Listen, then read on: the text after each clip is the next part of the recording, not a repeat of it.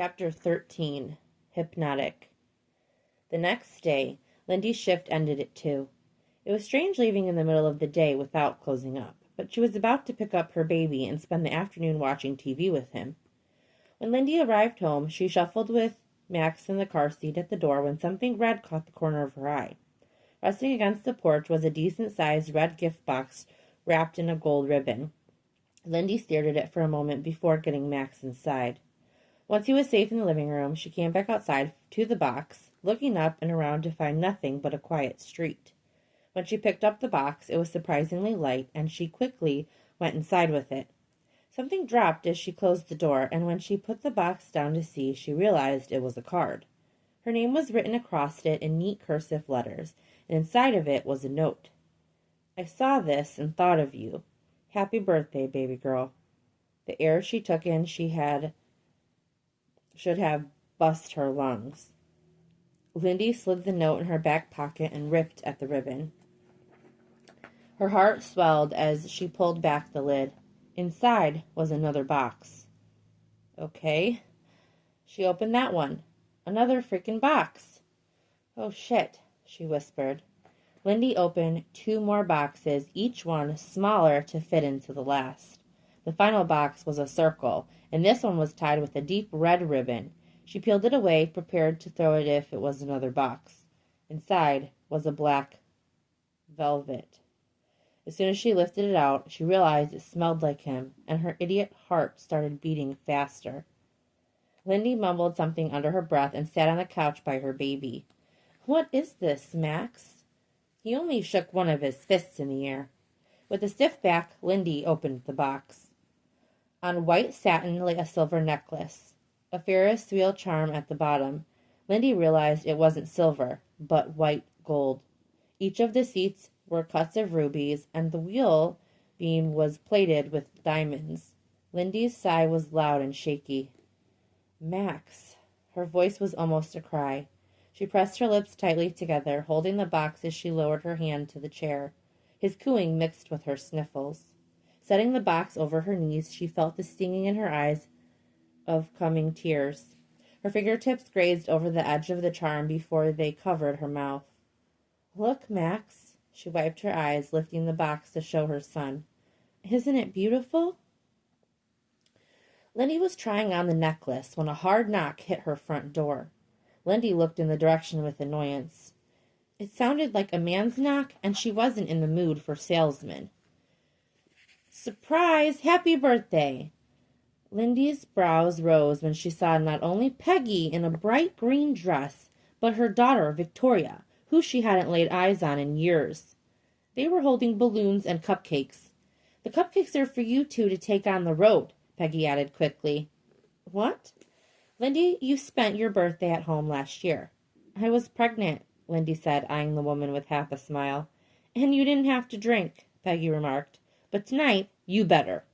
"I came by to visit Mom," Victoria cut in, "and we were coming to see you anyway. But when she reminded me of your birthday, it turned into a mission." Lindy's eyes cut between the two of them. Shit. They weren't going to take no for an answer, so it looked like Netflix with Max was going to have to get put off. She found a t-shirt and a pair of white capris to wear. "You have a good time." Peggy held Max on her hip, and Lindy leaned forward to kiss her munchkin. "I'll take care of her, Mom. I know Lindy's a party virgin." Lindy's head whipped to her. "A party what?" "Where are we going, Vic?" She followed the girl in her hot pink sundress outside. Victoria's Escalade shined pink in that Nevada sun, the huge silver rims that were almost as big as the wheels. "Are you a rapper?" Lindy asked. "Ha! Move your ass." She grabbed her hand before rushing them off the steps. "Lindy, you need to change out of that." "What's wrong with it?" Lindy glanced down at her outfit. Beneath it, she could feel her new necklace weighing against her skin. "You look like you're going to a soccer game." Lindy didn't remotely care. As soon as they hit the town's limits, she felt the car accelerate. "We're just going out for a couple of drinks." Vic chewed hard on her gum, her eyes hidden behind huge sunglasses. "We're not just going for drinks. We're going to Jonas's." "Who's Jonas?" "Not who. Where." She thumbed behind her. "I have some clothes I bought in the back. looked through it and picked something out. Lindy reached behind the driver's seat and picked up the black shopping bag. "Did you buy anything with breathable fabric? My God!" she asked after rummaging through it. "Quit complaining. Those are perfect bar-hopping clothes. Quick question. What the hell are you still doing in Amber Falls?" Lindy sighed as she continued looking through the clothes. "Working, raising my son." "Girl, you can work anywhere. That's an excuse. Why didn't you ever leave?" Lindy watched the road as it sped by. "It's home." "It's a dump." "Vic, it's a small town, but it's not a dump. Mom told me Will's the sheriff now." "Yeah." Vic shook her head. "I know. I don't want to talk about Will." Lindy raised her hands. "Let's just focus on the night ahead and have a good time." "Okay." Vic turned on music at some point, and though the bass vibrated the seat, Lindy must have been tired as hell because she managed to still nod off. "Wake up, birthday girl." Vic's hand swayed her shoulder.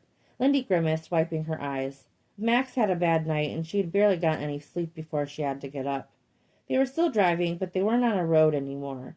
For miles all around, it was desert. The sun was going to set within the next hour. "Vic," she straightened in the seat, almost groaning at the stiffness in her back. "Where the hell are we going?" Vic turned the music down. "I already told you." "Where's the road?" Her friend smiled. Lindy's head snapped as two men on an ATV whizzed past the passenger side of her truck. Two more passed the driver's side, rushing in the same direction. Vicky pointed. "We're following them." As she accelerated, Lindy saw more vehicles on the horizon. It was so hot beyond the air-conditioned truck that a haze of heat blurred the air several feet above the ground. Lindy's jaw lowered as the neon Jonas's sign threatened to burn her eyes. It sat on top of a building that looked like the gateway to hell. Cars and trucks were lined around it like a tailgate party. There were bowls of lit fire that led to the massive front door. The truck came to a stop. "We're here and you're not even dressed." Lindy blinked. Were they even still in Nevada? "Is this place safe?" "Lindy," Vicky sighed, snatching off her sunglasses. "You've got to leave that Susie Homemaker shit in Amber Falls, at least for one night." "Is this the part where you tell me to have fun and loosen up because I can't figure out how to do it myself?" Vicky nodded. "I'm not a Susie Homemaker, all right." Lindy felt the need to defend herself. It irked her that someone she hadn't seen in 3 years felt like they could read her so easily. A weapon would be more useful than a bra top in a place like this. A few pops made her lurch. Some fireworks were going off on the side of the building, streaming stars up into the air. "The bouncers here are cool, for the girls at least." Lindy wasn't comforted at all, but reached for the leather shorts. "You look good." Lindy's feet hit the ground in Vicky's borrowed black platforms. 5-inch heels were not something her feet were used to. The white top she wore over the black bra showcased plenty of her stomach and most of her shoulder. "Come on, girlie." Vicky rounded the car and grasped for her hand. Men had already started making noises as soon as she locked the door. Lindy took in a heaving breath of desert air and moved with Vicky toward the imposing entrance. As they walked up, Lindy caught various blasts of alcohol and weed. By the time she realized they'd bypassed the line, she should have been high as a kite. "Vic, don't quit." A top-heavy, grizzled man in a jean vest smiled at her as they approached. "And you brought fresh meat." Lindy took another quiet breath instead of widening her eyes. "Be sweet. It's her birthday." "Birthday?" He smiled, showing off a missing tooth as he backed up, ignoring the complaining line. "You ladies head on in." The heavy door creaked as he opened it. Lindy followed Vicky into the cavernous space, and the bouncer closed the door behind them. There was a small thud barely heard over the live band. The ceiling stretched high above their heads, and the crowd was scattered over all parts of the place. Red-carpeted stairs that led down to the main floor where scattered tables were littered over it. To the left of them, a live band was playing on stage, south of the border rock. It wasn't bad. A long, dark wooden bar covered most of the far wall. The place was already raucous and only half full. Vicky led her through the crowd straight to the bar. "There's a lot going on here." Lindy felt herself smile as she sat on the stool. The surface in front of them was covered in loose peanut shells. Vicky grinned back, shrugging. "It's Jonas's." "She has returned, and she brought a friend. What can I get you two ladies?" The bartender's voice sounded like he smoked 1,000 cigarettes a day. He looked like an older man in his 40s, olive skin and dark hair. His weathered hands rested on the bar. You want wings? Lindy nodded. Wings, Vicky said. A double. And fries. Why not get a full meal? And fries. Vicky repeated as she touched her arm. I think the guy in the back makes his own sauce. You're gonna love him. Lindy wasn't sure why they were ordering food from the bartender, but didn't raise any questions. She was going to relax and go with the flow tonight. I know you said you don't want to talk about Will, and this is the last time, but he's a piece of shit for how he treated you. Lindy didn't outwardly agree, only because she didn't want to egg on the more conversation. But it was nice to have someone on her side. The bartender slid drinks in front of them in a tall purple flute glasses that looked like bongs.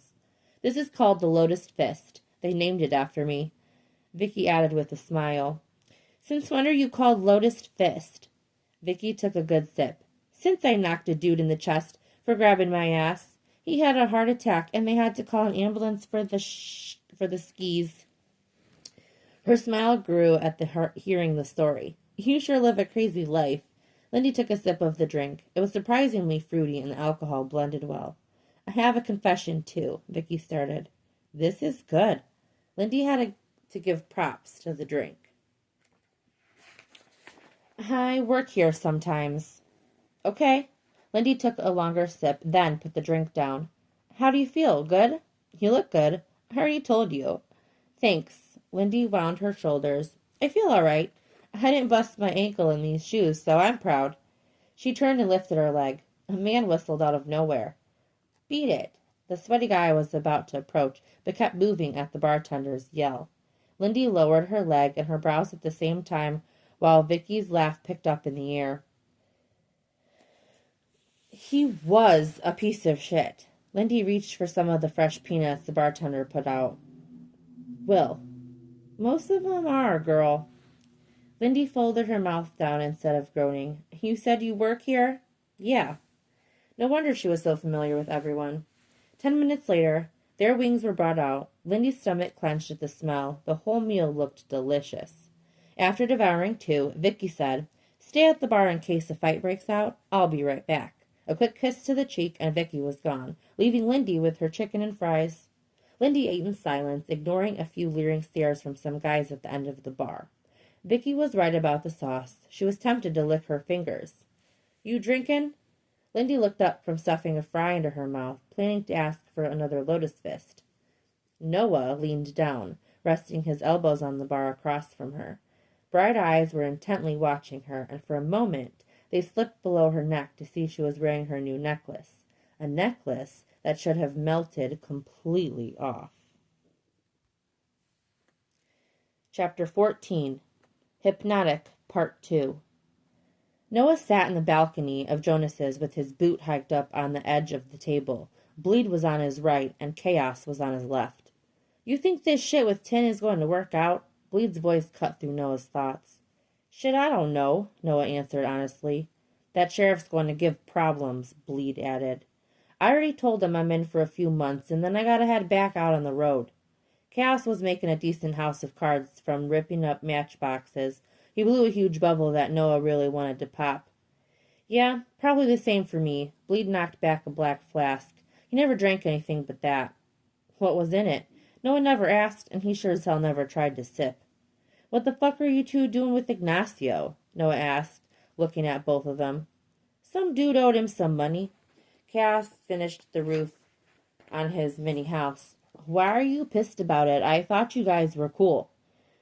Weren't you down there for like 2 years? Bleed added. Noah frowned at the reminder. Listen, he relaxed his back into the booth. Death skulls in Tijuana are different. You blink and it's the Wild West down there. They got the government, the cartels. Let Ignacio deal with his own shit. They don't really do sanitarium down there, do they? Cass asked. Noah sighed hard. Like I said, they're different. It's a scare tactic. Bleed lit a cigar with one of Cass's loose matches. Folks are superstitious down there. Cass curled his lip before grimacing and turned back to playing with his cards. Noah had known him for about 5 years. Bleed he'd known for 8. They'd always been nomads. He met a few when they were brought in for a job and then they were gone one day like a puff of smoke. Back in the day, he never questioned the lifestyle. He'd been too focused on his own chapter. Then, after the explosion, he knew that was what he needed. He couldn't completely remove himself from the club, but he didn't want to be attached or obligated to anyone. What if I'm superstitious too? Chaos asked, leaning forward so he could see bleed over Noah. Then you can add it right behind being stupid. Noah snorted as Chaos flipped both of them off. Noah mushed at the back of Chaos's head, then froze when he noticed two women step towards the bar. One was Vic, who he definitely recognized, but the other one... Platform heels held cinnamon legs that went on for days, but that wasn't what held his attention. His eyes dipped down her exposed back and the leather shorts. I'm going down to the bar. He snatched his leg from the table. Cass turned sideways in the booth so Noah could pass. Bring me back a beer. No. Noah started down the steps with Cass's swears hitting his back. He knew those curves. This was exactly the kind of place he would hang out, but his presence caught her off guard. His hair was straight tonight and parted down the middle, and the shiny tips were resting against the bar. He was wearing those wristbands again, the soft leather ones. Were his eyes glowing in the dim light, or was she drunk? Even with the jerk he'd been and the lies, her body still jumped at the sight of him. Proof her heart was still stupid. Right now I'm eating, Lindy chewed, keeping it neutral. Wings and fries. Like he couldn't see her plate between them. Why was he on the bartender's side? Care to share? He wasn't wearing a shirt under his vest, which revealed a generous expanse of abs and tattoos. Lindy nodded absently. Noah reached down and grabbed a couple of fries, popping them into his mouth. I'd like a lotus fist, please. If he were there, she might as well order. He pointed down at the fries. These are good. I know, right? At this point, her lower half was screaming. Getting this accelerated her heartbeat, because she was happy he was there. Happy she could spend a few moments of her birthday with him. Lotus fist? Noah bared his lower teeth in disapproval. That fruity-ass thing? It's good. Lindy had to defend it. I can do you one better. He strummed the bar with ring-covered fingers. How about a desert rose? Lindy's mouth opened a bit. And what's that? His eyes narrowed. Do you want to try it or not? I just want to know what it's in it. His shoulders moved a bit at as his voice rose over the strong guitar note. Sometimes you just gotta trust people. He backed away from the bar, and Lindy continued her dinner while her new bartender, with his wide back to her, prepared her drink. An amber glass was set in front of her, with gentle smoke coursing over the top of the mystery liquid. Noah poured himself a shot. It's smoking, Lindy pointed out, like its namesake. She looked up from it to meet his grin. You usually come to strip clubs? Lindy almost choked as she tried to taste it. An announcer's voice piped through the air. Hope you guys are ready for the show. Deafening cheers went up. Jonas is happy to bring to you, all the way from Vegas, Vicky Lotus. Lindy turned just in time to see the stage curtains part again, and there was Vicky, on a pole in a string bikini under blue lighting. She spotted Lindy and offered a wink before easing into her routine with one string of a guitar. The rowdy crowd showed appreciation for every move, littering the stage with money until it completely covered the floor. When she said she worked here, Lindy assumed she was a waitress or bartender. Not quite. How is it? Noah was next to her now, the bar no longer a divider. Noah stared down at her. He was close enough to get a better smell of her perfume, if she was wearing any. The outfit was enough to send his imagination into overdrive. He'd seen all of her once, and it would never leave his head. But the leather... He was grateful for the bass and the music to cover the sound he made. She was holding the drink in her hand. When she didn't answer him and lifted the glass to her mouth, he watched her drink. Vicky Lotus could have twisted upside down on the drummer, and he wouldn't have taken his eyes off Lindy. The last place he thought he'd see his little dimpled delight was Jonas's. She'd probably hate that nickname, too. It's smooth. The aftertaste is sweet, though. I know. Thank you for the necklace. I like it. She was looking in his direction, but not right at him. He gently took the drink from her and set it on the bar. Let me take you to the VIP, birthday girl. VIP? He chuckled, grabbing her fries. Yes. Noah led her up wooden steps that ended up in a balcony booth on the second floor of the bar, gesturing for her to sit. We can watch the debauchery from here. Bleed was smoking a cigar and glanced over in surprise at the sight of Lindy. And who's this? Mrs. Callis. Noah sat, pulling her into the booth with him. Ho! Lindy was stiff next to Noah, staring sharp at him. They knew I had to get married. Her look didn't change. Mrs. Callis. Holy shit. Lindy, this is Bleed. Bleed, this is Lindy, my sweet bride. She was so close, their legs were pressed together on the seat, and she could smell the leather on him. Sweet bride? She started to grimace. Lindy wasn't drunk. This man, Bleed, his eyes were red, like blood. And so were the tattoos on his massive arms. His dark hair was cut low on his head, but the smoke from his cigar hazed over some of his other features. Noah asked something about chaos, and the huge man shrugged. It's nice to meet you. His voice was deep, and he was wearing a vest similar to Noah's. Thanks, was all she could say as Noah snatched another fry. Don't touch the wings, she snapped. I can't have one? He had no problem telling a club member who she was, yet she couldn't know anything about what they were doing here. As the seconds ticked on, she was getting more pissed off. Noah was in full Scorpio mode, and she wasn't interested. What's up? Noah asked. You feel tense. Lindy tried to watch the rest of Vicky's performance. I'm fine. A thick arm lowered behind her and lifted her onto his lap. Don't lie, baby girl. What's wrong? You still pissed at me from the other day? Tell me. God, what the hell was he doing? Short shorts and Noah's thighs didn't mix. Her back tightened from the new position, among other things. He didn't seem bothered talking about it in front of Bleed. Bleed. That was his actual name?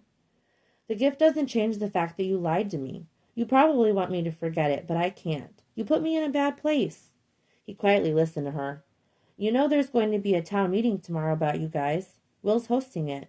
Noah snickered. Oh, yeah? Yes, and it's not funny.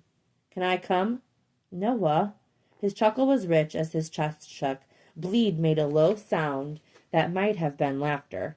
Lindy turned on his lap to eat a wing. She had to do something to distract herself. As she was eating, she noticed something to her right. Crawling from under the table came a brown-haired girl on her hands and knees. She stood to blow a kiss at Bleed and wink at Noah before bouncing down the stairs in an outfit that made Lindy's look like a nun's habit. Food should have dropped out of her mouth. Really? She barely heard Noah say. There was only one thing she could have been doing under that table. That was it. This was the real situation. None of the romanticized bad boy stuff. Suddenly, the wings didn't taste so great. The sigh she let out quickly turned into a hiss. She was really done with the bullshit and turned around to face him. Do you have a girlfriend? Bleed scooted from the other side of the booth. I'll give the Mr. and Mrs. some privacy. Noah wound his jaw, letting his head press against the high red seat cushion. I know that looked bad, but yes or no? They stared at each other, and Lindy didn't back down. What happened to there is no us, just a deal I made? Yes or no? She demanded again. His blink was slow, and so were his movements as his large arms reached forward to take a beer off the table. Before he could get it to his lips, she wrapped her hands around the bottle's neck, pulling it back. I want an answer from Noah, not Scorpio. I've had enough of him. You haven't had any of him. The bottle hit the table hard with both their hands on it. He shifted in the chair, watching her, probably rolling his answer over in his head. Lindy pretended not to feel his leg muscle shifting under her ass. Noah's teeth flashed, and he bit his bottom lip. The truth is, I'm single as a dollar bill. His eyes met hers again, but she gave him no outward reaction. What was she doing? They had a deal. If he had a girlfriend or just some scattered harem, what the hell was she going to do about it? He wasn't obligated to her, and her head completely understood that. We're buying the warehouse. Lindy openly stared at him as he settled back into the seat. We talked to Langley, got the okay. When did all of this happen? The words rushed out of her mouth. A few days ago, after I saw you. No one said anything about it in town. That's because no one knows about it except you. This time, when he looked at her, there wasn't a challenge in his eyes, like the stare down. Lindy realized that that was where his feelings lived. Just one look, and she could see if he was open or closed. In that moment, he was open. Did he trust her a little? What does that mean? Still surprised he'd shared anything with her, Lindy's breath was shallow as she spoke again. Are you going to be staying in Amber Falls? Her eyes dipped as she waited for an answer. She could be pretty direct when she got ready. Noah didn't have a problem with that or a clue how to answer. He already told her he was a nomad. He didn't really stay in one place for long. This was just a temporary job. He opened his mouth, but whatever he intended to say stalled when a bang hit the table. Cass was back and out of breath. Cops are coming. Noah leaned forward. What? Cass grimaced. Noah grabbed Lindy tighter as she tensed again, speaking through his teeth. What the fuck did you do? It was a small rocket, I swear. Oh, The front door burst open. Nobody move, an officer shouted. A regular crowd might have listened, but this was Jonas's, so a good 80% had warrants. A mad scramble for the back and side exits started. Noah rushed out of the booth, grabbing Lindy's hand tight as he followed, chaos down the steps. No, Vicky! She could barely hear her own voice over the yelling and thudding footsteps. She tried to pull back from Noah, but his grip was too tight. Lindy swept the crowd for her and saw her on the opposite end of the bar by the stage. She was with someone from the band, trying to get out. I'm okay. Vic threw her head. Go! A man snatched her up and they ran to the back. Lindy looked back to see police coming through the door by the dozen. A few guys were being tossed on the ground and arrested. Her feet moved faster to keep up with Noah as he wove them through a crowd of people. The rush of steps sounded like thunder. Night air hit them as they crushed through the crowd out of the back exit. The breeze was crisp and humid at the same time. People were bumping her left and right. Noah glanced back at her before running up the side of the building where his bike was as the cars and other motorcycles started taking off into the night. Are they going to try to arrest everybody? She asked as people dashed around her. Probably. It's a biker bar. I'm not interested in seeing the inside of a Nevada jail. Noah jumped on the bike and cranked it up. Lindy asked no questions as she hopped on the back behind him. She wasn't either. She just held tight to him as he took off toward the road, headed far away from Jonas's. Noah pulled over on the empty stretch of road. Dusk highlighted the mountains on the right. Lindy didn't realize they were both a little sweaty until she pulled her arms away. You okay? Yeah, I guess, considering we weren't wearing helmets. Sorry to involve you in my recklessness. Should we have stopped? Noah tapped her leg. What? Get off for a second. After a moment, she did. Noah hooked his arm around her to bring her close and said, Lift your leg again. Holding his shoulder, she brought her leg over the bike so that she was face to face with him on the motorcycle. The cops don't know who did it. They got their quota with whoever they arrested. I hope Vicky's all right. Vicky's with Pyro. He'll take care of her. She didn't tell you? I haven't seen her in years. The conversation topic didn't distract from their bodies' positions. She wanted to take me out for my birthday. I'm glad she did. His fingertips slid over where her chin and jaw met. I owe you a birthday kiss. His mouth hit hers, and Lindy inhaled deeply, the same time she took his tongue. His hand settled into the small of her back, pulling her forward. Her legs tightened on the sides of the bike. The way his mouth tugged at hers with each motion of his head had her hands clinging to his shoulders. It was the gentle roughness she'd come to crave. Noah's teeth grazed her lower bottom lip, and she thought he was pulling away, only to feel him pepper kisses under her jaw. Lindy gave him total access, leaning her head back as far as she could. Above the swell of her breast, she felt his mouth. His fingers hooked her t-shirt, pulling it down so he could trace the lace of her bra with his tongue. Each raise and curve of the fabric was followed with a slow persistence that caused her nipple to pierce the lace. Okay, his voice was low, right before his nose grazed her skin. Before this continues. When he spoke this time, his chin hair caressed her nipple. The tease almost made her swear. I need you to know I have my limits, and you've pretty much reached it tonight. So if you want, I can take you home. A long breath slid through his teeth as he straightened, adding, No hard feelings. Are you sure? She asked. He nodded. Lindy held a hand over the bulge in his jeans. But this is a hard feeling. His head followed her touch, and she smoothed her hand over it. With a low chuckle, he lifted his head. Listen. But instead of saying anything, his hands caught the back of her thighs. He yanked her down the leather seat toward the bulge and kissed her hard until she fell back against the handlebars. His arms kept her secure, but she had no idea how they were keeping balance. Then the stiff jean-covered erection pressed down between her legs, and the thoughts were done. You're coming back to the motel with me. The clothing barrier was the only thing that stopped him from penetrating her. The methodical back and forth he was doing with his hips set her teeth. Lindy felt like he was going to crunch her like an accordion on the bike. The last thrust was hard enough to shift her up the seat. She grasped the bike handle despite him holding her. Yes. Fuck. Noah held her hips for a minute and was quiet.